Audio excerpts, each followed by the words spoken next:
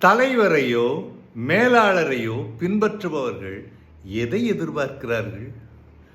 தலைமை பற்றிய ஒரு ஆய்வு. பின்பற்றுபவர்கள் தலைமையிடம் என்ன எதிர்பார்க்கிறார்கள் என்ற ஒரு கேள்விக்கு நம்பிக்கையை விதைக்கிறார்கள் என்ற பதில் 56%. ஆஹா, பிறகு நம்பிக்கையை வளர்க்கிறார்கள் 33% தெளிவாக தெரிவிக்கிறார்கள். உலக அரசாங்கங்களின் பொது மாநாட்டில் கெலாப் என்ற ஒரு நிறுவனம் பெற்ற தரவுகளை படிப்படியாக வைத்து ஒரு தகவல் அறிவறையை வெளியிட்டுள்ளார்கள். அந்த அடிப்படையில் இவர்கள் வெளியிட்ட தகவல்கள் எப்படி நமக்கு இன்றைக்கு அல்லது நம்முடைய நிறுவனங்கள் தொடர்பாக பணியாற்றுபவர்களுக்கு பயனளிக்கிறது என்பதை பற்றிய ஒரு சிறு அலசல்.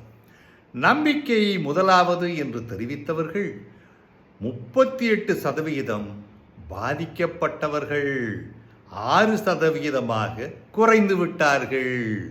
ஏனென்றால் முதலில் 38% சொன்னவர்கள் பாதிக்கப்பட்டவர்கள் அந்த பாதிப்பு குறைந்து போய் இவ்வளவுதான் இருக்கிறது என்று சொல்லும் பொழுது, ஆஹா, இவ்வளவுதானா என்று நீங்களும் நானும் எல்லோரும் மகிழ்ச்சி அடையக்கூடிய ஒரு தருணம் வருகிறதல்லவா? சரி, நம்பிக்கை உலகளாவிய நிறுவனங்களில் தலைமை தலையாய இடத்தை வகிக்கும் பொழுது நல்ல முறையில் செயல்படுத்த உதவுகிறது. இல்லையில் அது வேறு மாதிரியான ஒரு நிகழ்வில் நிகழ்ந்து மனதை வருத்தி காயத்தை ஏற்படுத்தி தீராத வடுவையாக்கி விடுகிறது.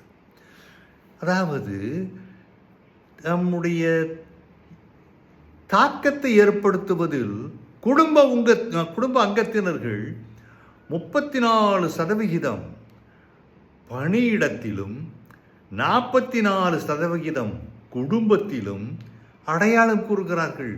உங்களுக்கு யாரை பிடிக்கும்? நீங்கள் எதற்காக இப்படி இருக்கிறீர்கள்? உங்களுக்கு மிகவும் பிடித்தவர் யார்? இது போன்ற கேள்விகளுக்கு அவர்கள் சொல்லக்கூடிய அந்த சோர்ஸ் ஆதாரம் இதாகத்தான் இருக்கிறது. எதிர்காலம் பற்றிய கருத்துக்களுக்கு நம்பிக்கை தலைமை கொடுப்பதால் வளர்ச்சி கைவசமாவதாக குறிப்பிடுகிறார்கள். மதிப்பளிப்பவராகவும் மாற்றக்கூடியது கரிசனம் அல்லது அடுத்தவர் மேல் கருணை உள்ளவர்கள் இது போன்ற நிகழ்ச்சிகளில் மிகவும் பயன் தரும் வகையில் செயல்படுகிறார்கள். திடத்தன்மை, ஸ்டெபிலிட்டி, உளவியல் சார்ந்த